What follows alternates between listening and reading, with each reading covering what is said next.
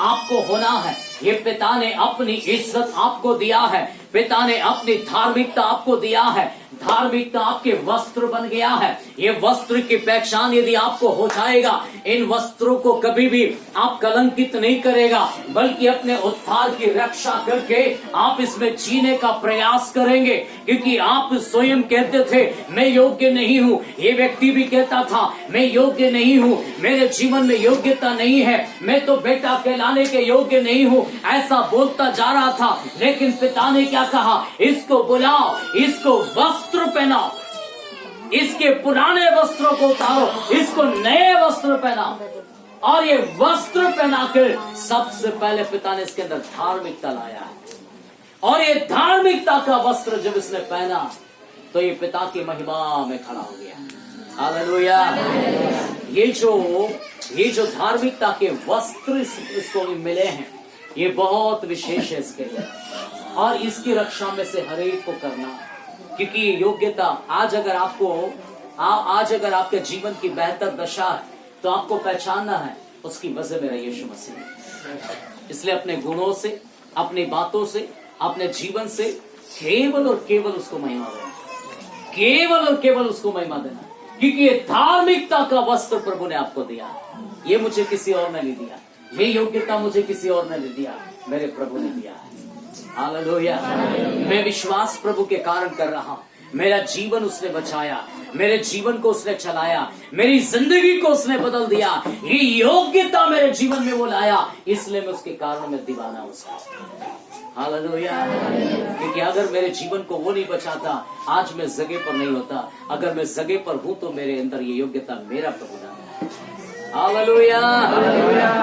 तो इसके वस्त्र बदल गए, वस्त्र बदल गए, और इसकी वस्त्र ही इसके जीवन की योग्यता बन गया।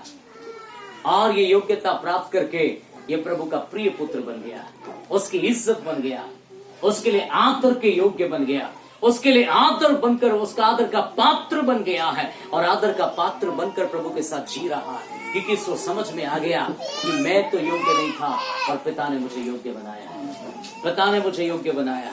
आपको ये याद रखना, मैं विश्वासी क्यों कहलाया, मैं प्रभु का मसीह क्यों कहलाया, मैं प्रभु का जन क्यों कहलाऊं। मेरे जीवन में ये बात को आपको समझना है। मैं तो पहले इसके लायक नहीं था, मैं इस योग्यता में नहीं था, मैं इस लायक नहीं था। मेरे जीवन में ये बातें कहां से आ गई, कैसे स्टार्ट हो गई, कैसे मेरे जीवन में कार्य होगा। जब आपने इस बात को पहचान लिया तो आप अपने जीवन में इस योग्यता को खोना नहीं। इसकी कीमत किसी ने दुनिया में नहीं लगा सकता। ये योग्यता मिलने के लिए केवल यीशु ने इसकी कीमत लगाया है, कोई और लगा नहीं सकता था। इसकी योग्यता आपने पहचाना है, तब तो आज आप कह रहा है कि यीशु मसीह मेरे जीवन के लिए कौन है, मैं उसके लिए कौन हूँ, मेरे जीवन में उसका प्रभाव क्या है, मेरे जीवन का कार्य क्या है। ये आपने इस बात को समझ लिया। अगर ये बातों को आप नहीं समझता, आप कभी नहीं चल सकता था। याकूब ने अपने जीवन में उस स्थान की बातों को पाया, और स्थान की बातों को, योग्यता को पाया। उसने वहां प्रार्थना किया, और उसकी प्रार्थना उसके लिए बदलाव, आशीष और परमेश्वर के पुत्र कहलाने की योग्यता में उसको बदल दिया। हालेलुया जी। जब पुत्र कहलाने की योग्यता में आया तब आगे पढ़ो। हाँ जी। वस्त्र पहनाया, उसके बाद आगे पहनाया, और अंगूठी दूसरी योग्यता उसको क्या पहनाई, अंगूठी। अंगूठी अधिकार को दिखाती है, और ये राजा लोगों के लिए विशेष होती थी। पुराने समय में यूसुफ को जब एक राज्य का प्रधानमंत्री ठहराया तो उसको अंगूठी पहनाई। उसको राजा होने के लिए एक अंगूठी पहनाएगी। मोर्देकै को जब राजा ने एक राज्य का अधिकार दिया तब उसको भी एक अंगूठी पहनाएगी। तो ये उस जमाने में अंगूठी जब पहनाई जाती थी तो ये उसके अधिकारों को बताया जाता था कि उसका अधिकार क्या है, उसका अधिकार क्या है, और वो अधिकार को दिखाती है। और यूसुफ को मालूम पड़ गया, पहले भी तो वो राज्य में था, मोर्देकै भी पहले तो राज्य में था, और वो अपने काम को कर रहा था, लेकिन विशेष वो क्यों बदल गया? अंगूठी उनके अधिकार को दिखाती है कि उनको क्या राजा से अधिकार प्राप्त हुआ। तब राजा के नियम अंगूठी पहनाकर, वो भी सबके सामने घोड़े पर बिठाकर पूरी प्रजा के सामने घुमाया जाए, तब उसको मालूम होता था कि ये उस कार्य के लिए, उस राज्य में उस कार्य के लिए उसको ये अधिकार दिया जाता है। और आज से इसके अधिकार में आप और हमको चलना होगा। ये अधिकार प्राप्त हुआ, राजा का प्रेम, राजा के द्वारा दिया गया अधिकार उसको प्राप्त होता है। आज शादी में भी पति पत्नी एक दूसरे को अंगूठी पहनाते हैं और एक दूसरे के ऊपर अधिकार देते हैं। अंगूठी पहनाकर एक दूसरे पर अधिकार देते हैं। आज से मैं आपकी बात मानूंगा, आप मेरी बात मानेंगे, एक दूसरे की बात मानने का अधिकार है। इसलिए अंगूठी जब एक दूसरे को पहनाते हैं, एक दूसरे को वचन देते हैं, एक दूसरे को वचन देकर अधिकार के साथ में एक दूसरे के शरीर पर अधिकार, धन के ऊपर अधिकार। फिर वहां ये नहीं कह सकता लड़का ये तो मेरा है, लड़की नहीं कह सकती ये मेरा है, धन मेरा, मेरा नहीं अब हमारा है। क्या हो जाता? हमारा। लड़की को उसके ऊपर अधिकार, लड़के को उसके ऊपर अधिकार, दोनों का धन एक दूसरे पर अधिकार। अंगूठी पहनाकर आपने एक दूसरे को क्या किया है? अधिकार दिया, एक दूसरे को अधिकार दिया। इसी प्रकार से उस समय में प्रभु के वचन में इस व्यक्ति को क्या मिला है? बेटा होने का अधिकार। हालेलुया। क्या होने का अधिकार मिला? बेटा होने का अधिकार, बेटा होने की योग्यता। और बेटा होने की योग्यता जब मिली तो अंगूठी पहनाई। हालेलुया। ये परमेश्वर पिता का प्रेम है और मनुष्य के जीवन के लिए ये प्रेम आपके जीवन में प्रकट हुआ और ये योग्यता जब आपको मिली तो अधिकार भी आपको मिला है। हालेलुया।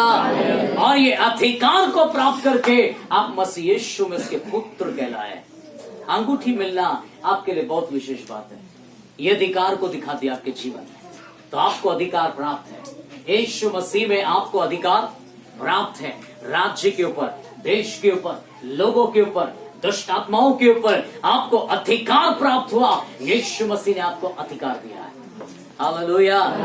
किस अधिकार से आप सेवा कर रहा है? यीशु ने मुझे अधिकार दिया। Hallelujah, hallelujah. लोगों की सेवा करने का अधिकार मुझे यीशु ने दिया। हालेलुया। बीमारों की सेवा करने का अधिकार मुझे यीशु ने दिया। दुष्ट आत्माओं को निकालने का अधिकार मुझे यीशु ने दिया। हालेलुया। हर एक मरी हुई दशा में जीने वाले लोगों को संभालने का अधिकार यीशु ने दिया। हालेलुया। जब आपने अधिकार को प्राप्त किया तो अधिकार मुझे किसने दिया? यीशु ने दिया। किसने दिया है? यीशु ने। प्रार्थना करने का अधिकार किसने दिया है? यीशु ने। हालेलुया। इसलिए प्रार्थना करो अधिकार के साथ। किसके साथ प्रार्थना करो? ये अधिकार किसी को समझ में नहीं आएगा, दुष्ट आत्मा को समझ में आता है। हालेलुया। संसार बोलेगा लिख के तो क्या अधिकार है, लेकिन प्रभु क्या बोलता? तुमको अधिकार है। हालेलुया। तुमको अधिकार है। अधिकार के साथ बात करो, क्योंकि आपको मालूम है मेरा अधिकार क्या है। अंगूठी पहनाया है, उसने हमसे वाचा बांधी है, मैं तेरे साथ रहूंगा, मैं तुझे नहीं छोड़ूंगा। जहाँ बात करना मैं तुझसे बात करूंगा। हालेलुया। तो पंचायतों में बिठाएगा, वहाँ तुझसे बात करूंगा। जेल खाने में होगा, वहाँ तुझसे बात करूंगा। और कहीं होगा, वहाँ तुझसे बात करूंगा। प्रभु हर जगह पर आपसे वाचा बांधा, अधिकार दिया है तो वाचा भी ऐसे इसने आपको नहीं छोड़ दिया, केवल बुलाकर ऐसे नहीं छोड़ दिया, बोला अधिकार भी मैं तुझे दूंगा, बात भी तुझसे करूंगा। हालेलुया। जी आगे पढ़ो। अंगूठी पहनाई, इसके बाद अंगूठी पहनाई और पांवों में जूतियां पहनाया। और पांवों में क्या पहनाया? जूते पहनाए। जूते सुसमाचार को दिखाते हैं। किसको दिखाता है? जूता किसको दिखाता है? सुसमाचार को। सुसमाचार को। तो आपको परमेश्वर ने जूते भी पहनाए। वस्त्र पहनाया, योग्यता नहीं थी, वस्त्र पहनाया, अंगूठी पहनाया और जूते भी पहनाया। हालेलुया। तो सुसमाचार को लेकर जाने की योग्यता प्रभु ने आपको दी है। सुसमाचार को सुनाने की योग्यता प्रभु ने आपको दी है। इस सुसमाचार को लेकर चलने के लिए परिस्थितियां कैसी भी क्यों ना हो, पर यह योग्यता मुझे प्रभु ने दिया है। हालेलुया। इसलिए आप अपनी गवाही को संभालो। आप अपनी सुसमाचार सुनाना है तो अपनी गवाही को, आपकी गवाही आपका सुसमाचार है। आपका जीवन ही आपका सुसमाचार है। यीशु का सुसमाचार यदि बनना है, अपनी गवाही को संभालो, अपनी गवाही की रक्षा करो। क्योंकि सामरी स्त्री के पास वचन नहीं था। सामरी स्त्री की गवाही बिगड़ा हुआ था। उसका जीवन जो है वेश्याओं के साथ गिरा गया। उसका जीवन अच्छा नहीं था। उसकी जिंदगी बिगड़ा हुआ था। लेकिन बाइबल का खुदा कहता है, यीशु जब मिला, उसने अपने जीवन से यीशु की गवाही दिया और वो गवाही उसके सुसमाचार बन गई। गवाही उसका सुसमाचार बन गई। आज आपकी और मेरी गवाही नहीं है, गवाही हमारी बिगड़ी हुई। गवाही बिगड़ने के कारण यीशु के सुसमाचार पर आप और मैं जो है रोक रहा है, पढ़ नहीं रहा, रोक रहा, क्योंकि सुसमाचार में आशीष है। हालेलुया। सुसमाचार जब आप सुनाते हैं, परमेश्वर ने उसमें आशीष को रखा। तभी तो कहा, जिस जगह पर तुम पांव रखोगे वो जगह तुम्हारे लिए आशीष में, प्रभु कहता मैं बदलूंगा। ये परमेश्वर ने आशीष में बदलने के लिए आपको सुसमाचार के लिए क्या पहनाया? जूते पहनाया। ये आपकी गवाही को प्रभु ने बदल दिया है। अब इस गवाही को संभालना आपका काम है। आपको मसीह में आपकी पहचान क्या है, मसीह में आपका स्वभाव क्या है, मसीह में आपका जीवन क्या है। क्योंकि यीशु आया इसलिए कि वो आपके जीवन में अपने स्वभाव को लेकर आ, आपके अंदर धीरे धीरे अंश अंश करके यीशु के स्वभाव में आना। बाइबल बताती है यीशु मसीह ने अपने आप को इतना शून्य कर दिया, इतना नीचे कर दिया। इतना नीचे करने का मतलब यह है कि पूरा पूरा यीशु मसीह में कर दिया, पूरा पूरा उसको जीना। इतना शून्य कर दिया, मतलब अपने आप का कुछ नहीं था। जो कुछ भी था किसका था? परमेश्वर का स्वभाव था। आज हमारे जीवन में आधा से ज्यादा संसार है और आधा यीशु मसीह। इसलिए मीटिंग में आते तो दूत, बाहर जाते तो भूत, है ना? क्योंकि आधा संसार है, आधा प्रभु है। शून्य नहीं किया, यीशु ने शून्य कर दिया अपने आप को। और शून्य जब कर दिया तो उसने दुख उठा उठाकर परमेश्वर पिता की आज्ञा मानना सीखा। कैसे? दुख उठा उठाकर। तो क्या ये चुनौती जो आज आप झेल रहे वो यीशु मसीह के साथ नहीं थी? तभी तो लिखा दुख उठा उठाकर। कैसे सीखा उसने? दुख उठा उठाकर। हम कहते दुख नहीं आना चाहिए, सब ठीक हो जाए। क्या नहीं आना चाहिए? अभी हमारे दिनेश भैया एक बात, भैया की बात बता रहे थे। एक भाई ने विश्वास किया, लेकिन उनकी पत्नी को जब बुखार आया तो बुखार ने उनके विश्वास को खत्म कर दिया। बोला बुखार कैसे आ गया? और ऐसे कारण वो विश्वास तोड़ दिया। तो बुखार के कारण विश्वास किया क्या? दुख नहीं आई बोलकर विश्वास किया। बाइबल बताती इतना शून्य कर दो अपने आप को कि दुख उठा उठाकर उसके योग्य बन जाओ। एक बार में नहीं हो सकता, कई बार दुख उठाना पड़ सकता है। कई बार अपने आप के विचारों को त्यागना भी दुख है। कई चीजों को छोड़ना भी दुख है। किसके कारण छोड़ रहा? यीशु के लिए। कई बार गुटखा छोड़ने के लिए भी दुख है, क्योंकि वो तो आपको क्या था? बहुत पसंद था। गुटखा बहुत पसंद था, दारू बहुत पसंद था, गलत काम बहुत पसंद था, बुराई जो थी वो बहुत पसंद थी, और उसको छोड़ना भी आपके लिए क्या बन गया? दुख। और ये दुख वास्तव में आपके लिए भलाई में बदलना है, इसलिए छोड़ना अच्छा है। हालेलुया। यीशु दुख उठा उठाकर आज्ञा मानना सीखा और परमेश्वर का प्रिय पुत्र बन गया। हालेलुया।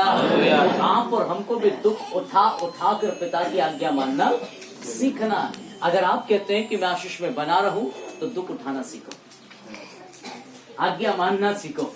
आज्ञा मानकर आशीष में जीना सीखो, आज्ञा मानकर इसमें चलना सीखो। क्योंकि अगर आप कहते हैं कि मुझे दुख नहीं आना चाहिए, सब आ जाए ठीक है, दुख नहीं आना चाहिए, तो आप आशीष में नहीं रहोगे। क्योंकि जितना ज्यादा तकलीफ है उतना ज्यादा भलाई है। हालेलुया। तभी तो दाऊद बोलता तेरे सोटे और लाठी से मुझे शांति मिलती। क्या मिलती है? तेरे सोटे और लाठी से मुझे, सोटा और लाठी शांति देता है। एक सोटा यहाँ पड़ेगा तो बहुत अच्छा लगा, शांति मिली। ऐसा बोलोगे? तेरे सोटे और लाठी से मुझे शांति मिलती है। ये जीवन में आपको और मुझे समझ में भले नहीं आए, पर हर दुख आपको कुछ न कुछ सिखा देता है। हर दुख आपके जीवन में कुछ न कुछ भलाई को लाता है। ये आपको लगता है कि मेरे जीवन में दुख क्यों आया, ये तो नहीं आना चाहिए, ये ऐसा नहीं होना चाहिए, ये आपको लगता है, लेकिन दुख ही है जो आपको सही जगह पहुंचा देता है। हालेलुया। अगर मरियम के जीवन में दुख नहीं आता, मरियम यीशु मसीह के उत्थान को लेकर इस दुनिया में आ रही थी, लेकिन अगर उसके जीवन में दुख, वो कहती मैं तो प्रभु के वचन को पूरा कर रही हूँ, मैं तो प्रभु की बात को पूरा कर रही हूँ, मुझे अच्छा अस्पताल मिलना चाहिए, अच्छा घर मिलना चाहिए, ऐसा बोलकर यदि वो जाती रहती और उसको अच्छा जगह मिल जाता, तो ये सही जगह पर कभी नहीं पहुंच पाती। लेकिन जगह जगह पर खटखटाना, दरवाजा नहीं खुलना, वो सही जगह पर पहुंच गई। दुख लगा, दुख हुआ, पर उसने राजा को इस धरती पर पैदा किया है। हालेलुया। एक तरफ उसके लिए दुख था, दूसरी तरफ उसके लिए आनंद में बदल गया। हालेलुया। और राजा जब पैदा हुआ, उस जगह पर भेंट आई। हालेलुया। क्या आई वहां पर? दान नहीं आया। क्या आया वहां पर? भेंट। क्या आया वहां पर? भेंट आई। तो हमको भी कलीसिया में दान नहीं, क्या देना है? क्या बोलो, क्या देना है? हालेलुया। तो भेंट कैसे दिया? सोना, लोबान और गंधरस। सोना, लोबान और गंधरस, ये भेंट में दिया। काय में दिया? भेंट में दिया। वो राजा था, राजा को भेंट की जरूरत थी? राजा को दान की जरूरत है? दान भिखारियों को देते हैं। किसको देते हैं? दान किनको देते? जिनका हाथ नहीं है, जिनका पैर नहीं है, जो कंगाल है, ऐसे लोगों को क्या देते हैं? दान। चंदा हम लोगों के लिए इकट्ठा करते हैं। किनके लिए? किसी की मदद करना। समाज के लोग नहीं चंदा इकट्ठा करते, बोले हम चंदा इकट्ठा करते, चंदा इकट्ठा करते, और लेकर चंदा इकट्ठा करके किसी न किसी को, समाज के लोगों को, परिवारों को आपस में मदद करते हैं। वो चंदा है। और दान देते गरीबों को। यीशु गरीब है, यीशु गरीब है, यीशु को आपका चंदा चाहिए, उसको क्या चाहिए? भेंट। भेंट जो है वो विशेषता है। भेंट की विशेषता इसलिए कहा गया, यीशु के पास जब लेकर आया, यीशु पैदा हुआ और उसके पास में भेंट लाया, और भेंट भी साधारण नहीं, सोना, लोबान और गंधरस। सोना, लोबान और गंधरस। ये लोबान और गंधरस जो है, यीशु मसीह की मृत्यु को, जन्म होते ही मृत्यु को दिखाया। अभी तो बच्चा ही है, पैदा ही हुआ, फिर भी उसकी क्या दिखाया? मरे हुए व्यक्ति को लगाते थे गंधरस, मरे हुए व्यक्ति के शरीर पर लगाते थे। यीशु का जन्म होते ही उसकी मृत्यु का संदेश वहीं पर दे दिया, और वहीं पर देकर ये बात को प्रकट कर दिया, ये पैदा हुआ इसलिए कि एक दिन ये मरेगा। ये पैदा इसलिए हुआ कि एक दिन मरेगा और लोगों का उद्धार करेगा। इसका जन्म ही इसलिए है, और वो भेंट देने वालों ने इस बात को प्रकट कर दिया और ये संदेश को पहुंचाया। और राजा को भेंट की जरूरत नहीं थी, उसको नहीं चाहिए ये सब, लेकिन परमेश्वर आप और हमारे जीवन को परखना चाहता है, और आप और हमारे जीवन को परखने के कारण, उसको खुश करने के कारण, ये भेंट महिमा का कारण है। किसका कारण है? उसको जब भेंट दिया तो परमेश्वर पिता की क्या हुई? महिमा हुई।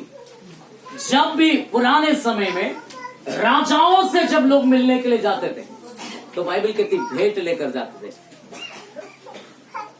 भेंट लेकर जाते थे। शिबा की रानी जब सुलेमान राजा से मिलने गई तो बाइबल कहती भेंट लेके गई। क्या लेके गई?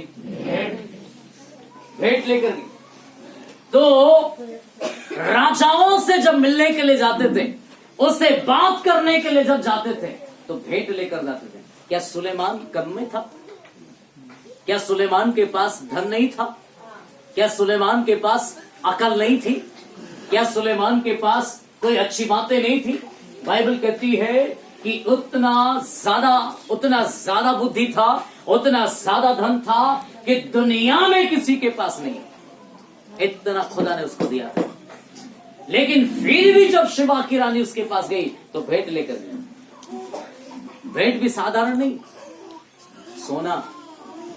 हालेलुया। हमको सिक्का नहीं निकलता है,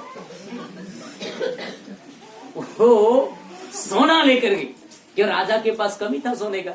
एक टुकड़ा लेके खुश हो जाएगा, एक हार लेके वो खुश हो जाएगा। क्या उसको कमी नहीं है? लेकिन राजा से जब मिलने जाए तो ये राजा के लिए क्या था?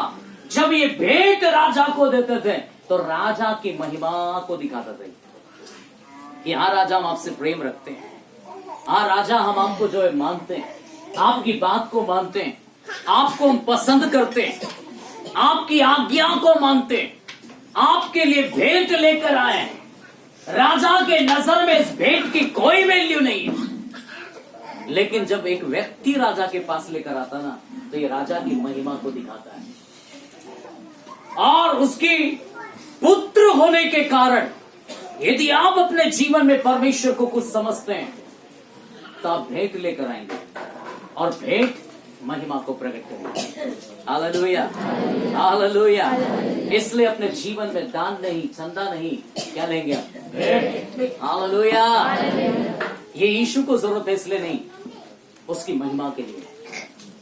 क्या के लिए? उसकी महिमा के लिए। अब परमेश्वर का वचन यह बताता है कि इस व्यक्ति के अंदर योग्यता नहीं था, लेकिन इसको वस्त्र पहनाया, इसको अंगूठी पहनाया, इसको जूते पहनाया। इसको अपनी गवाही को बदलना है और अपने जीवनों को भी बाइबल कहती है उसके सामने भेंट चढ़ा दो।